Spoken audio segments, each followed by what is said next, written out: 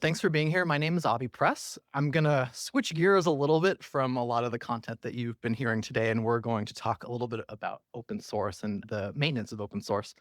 Just so I know the audience a bit, is anyone, I know that you probably all use a lot of open source. Is anyone an open source maintainer or contributor on the other side of the equation? One, two, a couple. All right. Hopefully, it will still be interesting, even if you are more of a user than a maintainer. But we're going to talk today about analysis of a really tremendous amount of open source usage and activity and what we can learn about it just in general by being in the open source space.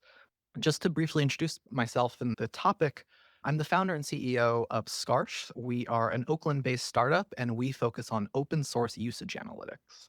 We are a 6-year-old startup. We're very focused on helping anyone who builds open source to understand how the software gets used and do a lot of analysis on open source downloads, telemetry, usage of documentation, these kinds of things. We work with a lot of both commercial and non-commercial open source, but generally the whole premise of this is that we're trying to promote open source sustainability by helping connect the people building this open source to the people that rely on their work. And hopefully it'll have a lot of good lessons regardless of how close you are to that directly. But I'll talk a little bit about what data we are working with, how it's collected, how it's processed. We'll look at some trends from that data and what we can learn from it, and then I'll try to convince you that you should care about it at all. So, a little bit about this data. So, we have been looking at, for this analysis, it's about 20,000 of the top open source packages. It comprises a lot of things like Docker containers and Helm charts. A lot of the projects and software we've talked about today may very well be included in this set. Binaries, tarballs, NPM packages, Python packages, Terraform modules, a whole lot more. This to be a good analysis, this is across both commercial and non-commercial open source, single vendor, multi-vendor open source, and a lot of it is housed in open source foundations that you are all probably familiar with, like the Apache Software Foundation, CNCF, LF, etc. The title of this talk has been changing because the data set keeps changing. So it was 10 billion when we submitted this talk, but we're actually going to be analyzing over 1 trillion open source downloads in the last few years. It's from about 308 million anonymized origin IDs, and we'll talk about what that means. And there's a lot of IP address metadata in this from a variety of different sources that we work with. So one of the big ways that this data is collected is that we host a service called Scarf Gateway that sits in front of any container registry, any package registry, et cetera. So users might Docker pull from like a company's direct URL. That might be us under the hood, and then we redirect the traffic to Docker Hub, or we redirect the traffic to PyPI or wherever the maintainer tells us to send the traffic. And by sitting in the middle, then we act like a link shortener that you can pip install through it, you can Docker pull through it, et cetera. And we'll enrich that data. We'll get the company behind it. We'll get the location, all these kinds of things. That's I would say, the meat of the novel tech that is here to support this. But we also have things like post-install telemetry from NPM packages. We have a package called Scarf.js that, just sends very lightweight post-install hooks. And the reason that we have had so much more data than we originally thought we were going to have for this analysis is that we've actually started to partner with the registries where we can ingest a lot of download data from them all in one shot without needing anyone to instrument anything. But anytime we process a download event, we're going to get the metadata. We're going to have an IP address, which we then try to get as much information as we can about it. And then we delete the IP address. So we don't actually keep anything sensitive beyond it, like living in a Kafka queue for about 5 minutes before it gets pulled off. Otherwise, no PII is touched or processed with anything that we're talking about. So it's all very paranoid with respect to privacy, and for good reason, given how controversial all this kind of stuff used to be a couple of years back. So one thing that is really interesting when it comes to understanding an open source user base is that a lot of people want to know how many users they have. And there's kind of nothing about open source traffic that would tell you this because it's all anonymous downloads, right? No one's logged in to anything. Or maybe they are, but you usually don't have that information. And so we have two notions of uniqueness here that are both useful in different ways. So one, the most simple one is what we call an endpoint ID. It's basically just an IP address, and we'll hash it. We'll keep a hash. That will undercount in certain ways, right? Like everyone here, if you're making a request at Docker Hub, that's all one endpoint ID, and everyone's one endpoint ID. And that's not quite what we want in many cases. So we have another thing, which is called an origin ID. And then we're going to hash the IP address, we're going to hash a user agent, and we're going to hash any other identifying headers in the request. That would likely get all of us, if we all did a pip install of some package, we'd all probably be different origin IDs, but if you went home and did the same thing, you'd be a new origin ID. We're gonna undercount, overcount in different ways, and it's useful to have both of these notions of uniqueness if we want to size up an open source community or the user of any kind of software where there's anonymous downloading happening. But it's interesting to talk about some weird spacing there. It's interesting to talk about what these artifact registers actually see about you when you download packages from them. They're going to see what artifact you're downloading. They're going to see when you downloaded it. They'll see a user agent. They'll see some headers. They'll see an IP address. That's like about what they're working with, right? But we can start to tell a lot of interesting things just from this limited amount of data. And one of the general broader points with this is these registries have had a lot of data for a long time that the rest of us would find very useful if we had broader access to it. And so for some like fun, not very useful facts, but they're fun. Open source is used we have seen open source activity in every single country. As far north as like very close to the North Pole, we've seen downloads from very deep in Antarctica. And I think one thing that we often are showing people that work with us is your open source actually has a much bigger impact than you might think, and that's sometimes pretty cool. Interestingly, governments around the world use open source. And so we've seen federal government activity downloading open source packages from about 65% of countries. We're a US-based company, so the data is skewed US, not surprisingly. But you still do see really interesting spikes, like Brazil is having a huge increase in government adoption of open source right now. We see the very similar thing happening in Australia, and we've seen a lot in Russia for a long time, for instance. The last thing I'll say about this, interestingly, in the US, this is, I think, a much less known fact. We see hundreds of different agencies downloading open source packages. And I have had people in the US government tell me that's just not true. The US government cannot use open source. And like, even it's wrong. It's just totally incorrect. But a lot of people have that misconception that governments can't use open source. It's just not true. How do we know it's a government? One thing that's an important part of the mechanism here is that anytime we see an IP address, and this is generally for IP address enrichment, is that there are a couple different types that these IPs fall into. The most common is going to be just ISP, just looks like Comcast or Sonic or whoever. It just is like a home network, and that's basically all you'll generally see. The next biggest by traffic by far then is just hosted public cloud hosting providers. So your EC2 instances, your GCP machines, whatever it is, they download a lot of software, especially like in CI and these kinds of things. But then business, education, like a university, and then a very small slice for government as well. So every single download that happens, it's going to fall into one of these categories. And this is generally what the breakdown looks like. We've seen 2 million companies downloading open source. And so if you are at a company that is commercializing open source, this is a very big deal to have a sense of what that number is for your project or your company and how you can best get more of that open source community to become customers. We've seen every single Fortune 500 downloading open source packages. I don't think this is surprising to most of you probably, but one thing that I think is notable about it is that like the Linux Foundation puts out surveys about this kind of thing, or that's typically how open source projects and communities measure things. And what we can see is that empirically, those kinds of approaches miss quite a bit of information. And open source is very much used in the enterprise. And I think given the topic of today, I don't think that's going to surprise anybody. But one other cool thing with this is we can start to get a really good picture of what public clouds are in use by any given technology that you might care about. And if you are a project and maybe you have a business and you're trying to figure out which cloud partnerships you want to go for, the data would say you should really focus on AWS. I also don't think that will be surprising to many of you, but I think one thing that can be very useful about this is that it can help you make sense of what the long tail looks like, where we have 9% of this other slice here is actually made up of like thousands and thousands of cloud providers. And if you are a business that's looking to really proliferate in the cloud, you should really just focus on Amazon and Google to start. Whenever we proxy or redirect to a Docker container, it gets sent to primarily only two different container registries, and that's Docker Hub and GitHub Container Registry.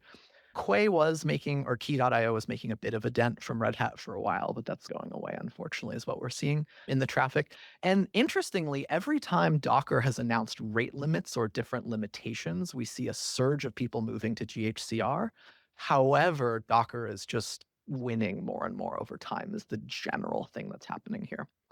And so, yeah, I think if you are looking to keep a container registry very reliable, Docker Hub is still generally a place to do that. But GitHub, very notable here too. You can pretty much ignore everything else.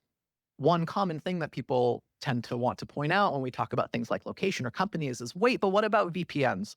That's very true. VPNs will occlude this kind of analysis. However, a lot of metadata providers actually know when you're on a big VPN that's like well known. And what we see is it's about a tenth of a percent of all the traffic that is coming from a VPN. And because we see it, we can asterisk any given location or company that comes on a VPN. Here's an interesting one. 94.8% of the downloads came from the top 1% of projects. And it's a really tremendous power law here in terms of if you are someone who's coming in downloading some open source, like you're probably going to download one of 200 things, and that's about it. And then there's a super long tail of everything else. Interesting. It gets to 99% very quickly if you're just like, look, making that 1% a little bit bigger, you're pretty quickly at virtually every download is coming from like a small number.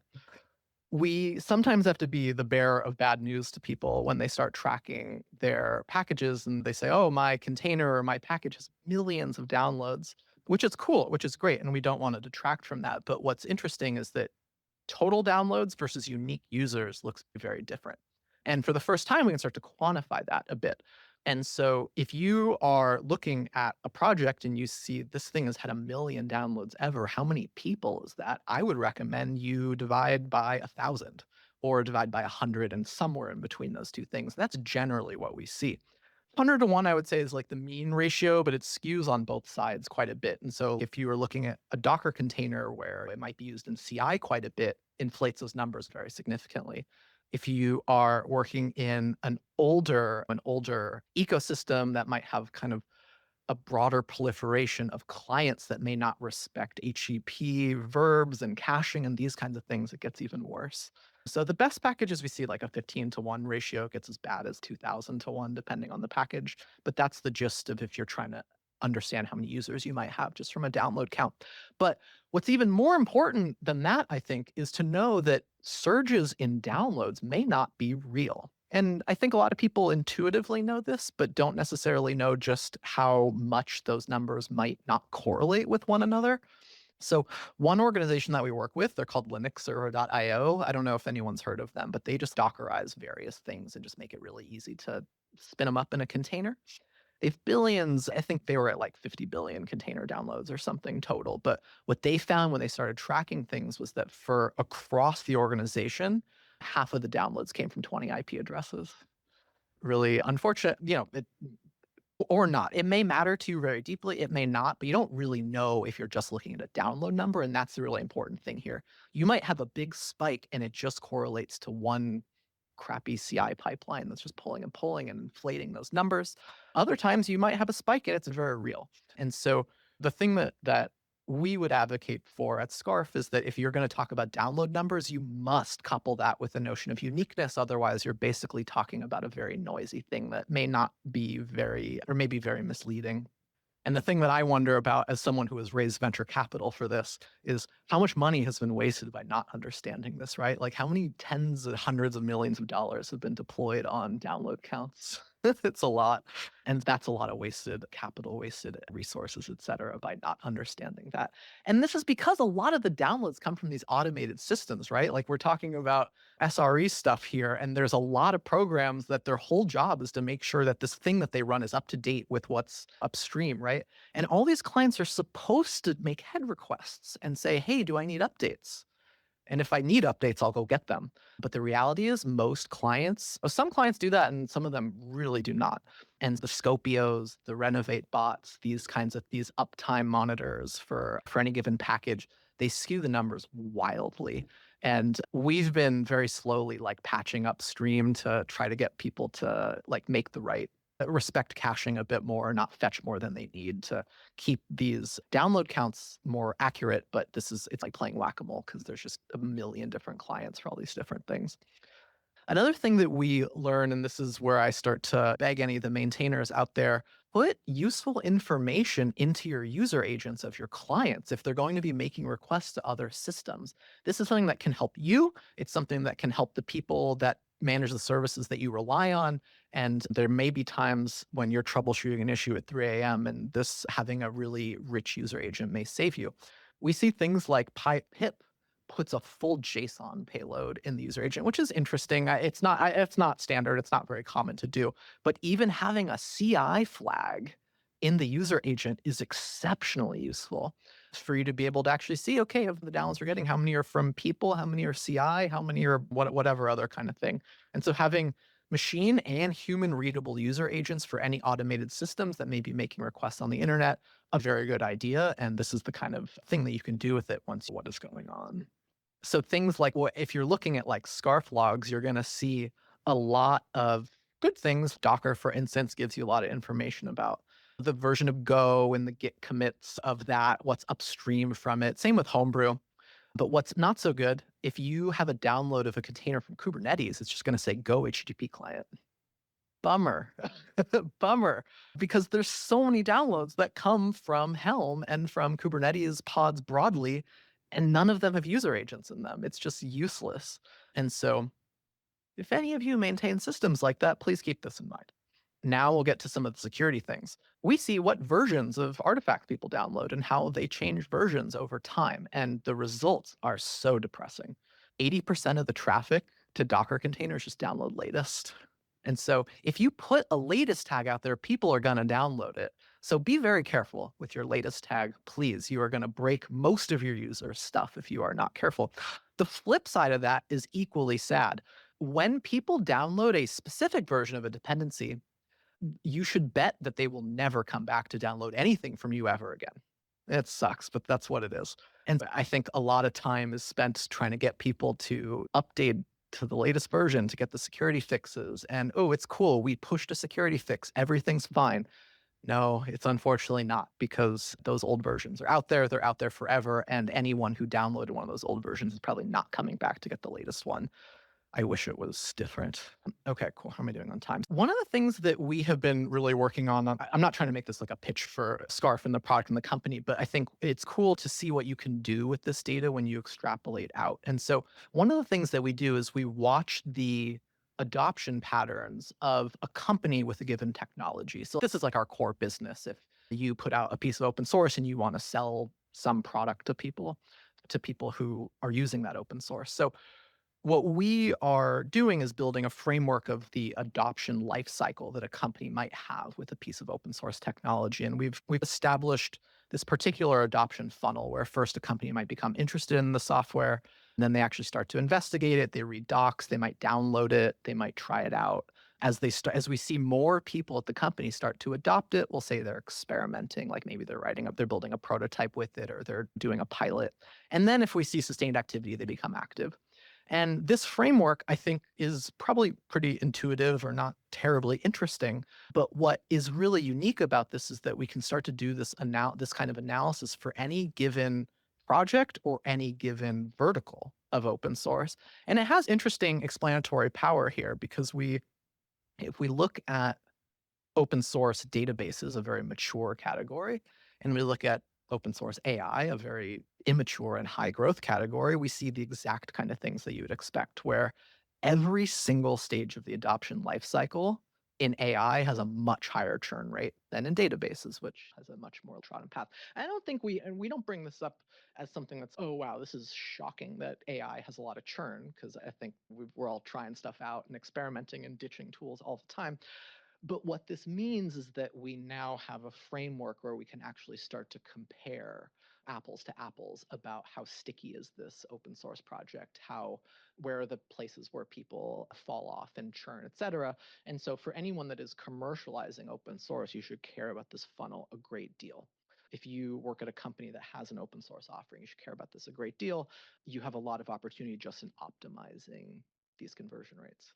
why care about any of this? I think, especially here, it's a little bit tangential to the main topic of the day here, but I think that open source is underneath a lot of the stuff that we are talking about today. And I think that we hear a lot of stuff about how open source is hard to commercialize, or open source has sustainability challenges, or these kinds of things. That's all well and fine, but I would say that as we start to have shifting attitudes in open source about usage analytics, the current status quo of no one should track stuff, no metric should be used, et cetera, I think is increasingly like a non-tenable situation, especially with all of the misleading stuff that we just saw about the numbers that pretty much everybody is looking at. They're borderline wrong, right? And furthermore, like, these registries already have this data. They're just not sharing it with the maintainers. So it's not like should we collect this data or should we not collect the data? It's no, the data exists. Who should have access to it? And I think the maintainer should have access to it. And so when I got started with Scarf, I would only have something like this. I would just see millions of polls and no other information, and that's a bummer. And then we even see this kind of thing from NPM today. But I think that in a world where we're seeing a lot of companies ditch open source licenses to move towards something with more restrictions so their business can capture value more efficiently and drive sales more efficiently, this becomes very pertinent, right? If we want to see fewer companies ditch open source licenses, if you want all of the software that you guys are relying on for keeping your products and your services online, then we need to make sure that the companies developing all this stuff keep the lights on and support them in a more systemic kind of way. And if we want to see less of this, I think we need to see more companies actually tracking the usage of their software, amidst probably a lot of other things too. Okay, soapbox over. A few takeaways. For any of you that are working on open source, just remember you probably have a lot more of an impact than you might think, because most of your users do not come talk to you, and that's just the way it is. That's okay, but just know that you probably have a bigger impact than you think. Open source is being used by big businesses, by governments, by every university, everywhere. And tracking the usage of your open source can be a really critical step to building a business around it.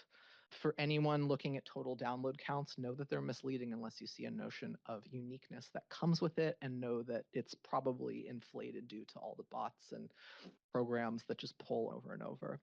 Yeah, and as we get into this, especially as we get into this, I don't know, AI-enabled world where there's just security vulnerabilities left and right, just keep in mind the actual usage patterns of people in the wild, that they're going to just grab the latest thing probably, and you only get one shot if once they move off to a pinned version. So just be very careful there, and hopefully I can inspire people to start to track this stuff, because I think everyone is winning if maintainers are a bit more informed and can move in a more data-driven way and in a less kind of random way.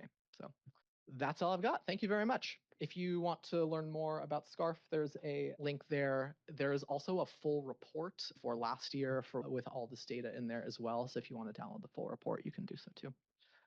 Thank you very much. If there's any questions, happy to take them. Any questions, guys? Sure. Just your downloads.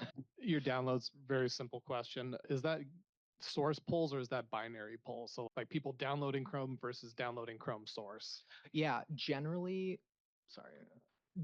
it's downloading an artifact and not the source. Some people do put full Git repos behind our gateway, but it's a pretty uncommon way to do things because GitHub's got the button. So yeah.